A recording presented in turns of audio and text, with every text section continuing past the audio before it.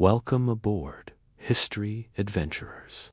Life on Columbus's ships was far from easy. Sailors endured cramped spaces, harsh conditions, and meals of salted meat and hard biscuits, as fears of mutiny grew before land was sighted. Columbus kept his crew motivated with promises of discovery, riches, and glory, fueling their determination to continue the voyage. What was life like aboard the ships? Well, if you were a sailor on any of these vessels, you'd have had to endure some pretty cramped and harsh conditions. It would be fair to say that the ships were dirty, dangerous, and dark. And despite what many people think, there wasn't enough room for everyone to walk around comfortably. In fact, passengers sometimes had to wait until certain parts of the ship had stopped moving in order to move themselves. Even then, they still had to be very careful of where they stepped because of the clutter. If you didn't watch your step, it was easy to trip over something or someone. Plus, the movement of the ship meant that even if you did manage to find your footing, it was impossible to stand still. As such, sitting down was often the best option, although finding somewhere to sit could be another challenge altogether. Even though the Mayflower was large for its time, it could only carry about 100 passengers and 40 crew members. Multiply that by 3, and you start to get an idea of how crowded these ships really were. There was no escaping the stench either. Waste would often be thrown overboard from a poop deck, which was also used for storage. So, as you can imagine, it would be difficult to escape the smell of stale waste mixed with the smell of the ocean. The lack of sanitation meant that rats and insects would also find their way onto the ship and into your food. To make matters worse, there were no toilets on board. So if you needed to relieve yourself, you would have to go off the side of the ship, which was obviously dangerous if the vessel was in rough waters. It was usually too risky to go off the side of the ship during storms, so sailors would have to wait until the weather calmed down. This probably led to many a salty ocean spray mixed with pee. The ships weren't just crowded and stinky, they were dangerous too. For example, there was always the threat of fire. And when we say fire, we mean real fire, not the kind you see in modern ships today. When a fire broke out on one of these vessels, it was absolute chaos. There were no alarms and no sprinklers. Instead, firefighters would pass buckets of water from person to person in an attempt to put out the flames. But in most cases, the damage was already done and valuable cargo would be lost. That was just a risk of traveling at sea. However, there were much more immediate dangers on board. On most merchant ships, there would be at least one cannon on board. This was mostly for defense against pirates. But occasionally, crews would be attacked by other ships who wanted their cargo. So there was always the possibility that you could be killed in battle. Crew members were trained to use the cannons, but passengers were not. Many passengers preferred to stay away from the weapons anyway, because they were loaded with black powder. Accidents could happen quite easily. On top of that, if the ship came under attack, it would be every man for himself. Passengers wouldn't be given any warning, and if they got in the way, they might be trampled to death. However, by far the biggest danger on board the ships was the elements. Storms would regularly cause devastation, damaging the vessel and injuring the people on board. Heavy winds and large waves were just part of the risk when you went to sea. But those who were working the ship had a slightly better chance of survival than the passengers did. While the captain and the crew would be busy trying to maneuver the ship safely through the storm, passengers would be at risk of injury due to the movement of the ship. Because there wasn't enough space below deck, people would have to stay on the upper deck during bad weather.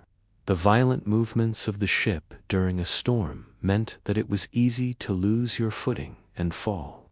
Of course, falling down a floor would hurt, but falling on a ship could be much worse. Not only would you have to deal with the pain of hitting the deck, but there was also the danger of being hit by loose cargo or having another person fall on top of you. When the Mayflower made its journey across the Atlantic, it faced many storms, but fortunately no one was killed. It wasn't always this lucky, though. The same could not be said for the second voyage of the Mayflower in 1651. This time the ship encountered a hurricane, and many of the passengers and crew lost their lives.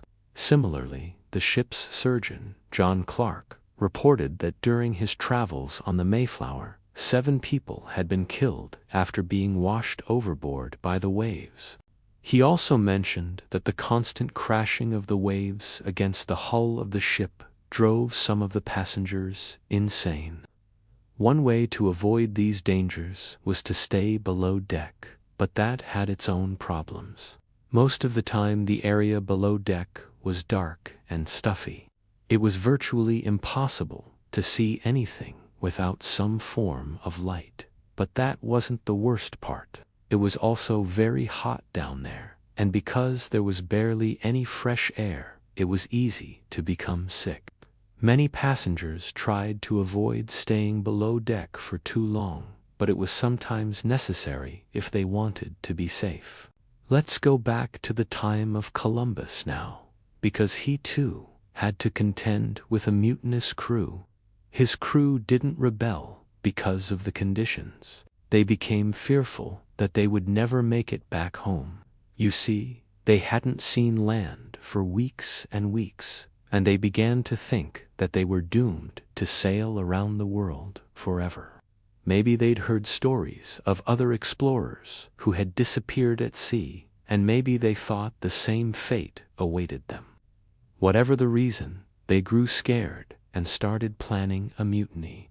Fortunately for Columbus, the men only took action after he had discovered land, meaning that he was able to maintain control of the ship and keep his authority. But things could have turned out very differently. Had he sailed on for just a few more days without giving in to the demands of his crew, there's a good chance that he would have been thrown into the ocean. It seems that Columbus knew this too, because he promised his crew that if they reached land, he would give them all titles of nobility. Whether or not he actually planned to follow through with this is debatable, but it worked in keeping his crew happy, because when they finally spotted land, they were too busy celebrating to plan a mutiny. Now, let's look at what the crew of these ships ate. Considering the conditions they endured, it's easy to forget that they were given rations while on board. But what exactly did these rations consist of? Well, it varied from ship to ship, but generally speaking, the food was boring and repetitive. One of the staples of the diet was salted meat. This normally came in the form of pork, beef, or fish. The meat was cured with salt so that it would last throughout the journey. It could be eaten cold, and it was high in protein, making it ideal for sea travel. However, the process of salting the meat also made it very salty. The crew could reduce the saltiness by boiling the meat, but this required a lot of water. Water was a precious commodity on board, and so the crew often had to eat the meat as it was. When the meat went bad, it would be thrown overboard, and the crew would have to eat something else instead. Most of the time, this something else was biscuits. These were hard, dry pieces of bread that were also high in protein. Like the meat, they could be eaten as they were, but they tasted much better when they were soaked in water first. The crew had to be very careful when they ate the biscuits, however, because they could crack teeth if they bit down too hard. While the crew were eating salted meat and biscuits, the passengers were tucking into slightly nicer meals. They were still given salted meat, but they were also given fruit and vegetables. Unfortunately, these foods weren't available all the time, and they often had to be preserved in some way. Some fruits and vegetables could be dried and rehydrated later, but most had to be pickled. Although pickled foods are common today, you probably don't want to try them when they've been left on a ship for months. And if you do, please don't complain about the taste. Just remember that these are the same foods that sailors ate hundreds of years ago. You may have noticed that we haven't mentioned alcohol yet, but believe us when we say that grog was a regular part of the sailors' diet. This alcoholic beverage was made with water, rum, and lime juice. Lime juice was added to prevent scurvy, and so grog wasn't just drunk for fun, it was also good for your health. On the other hand, it could also be deadly, especially if the crew drank too much.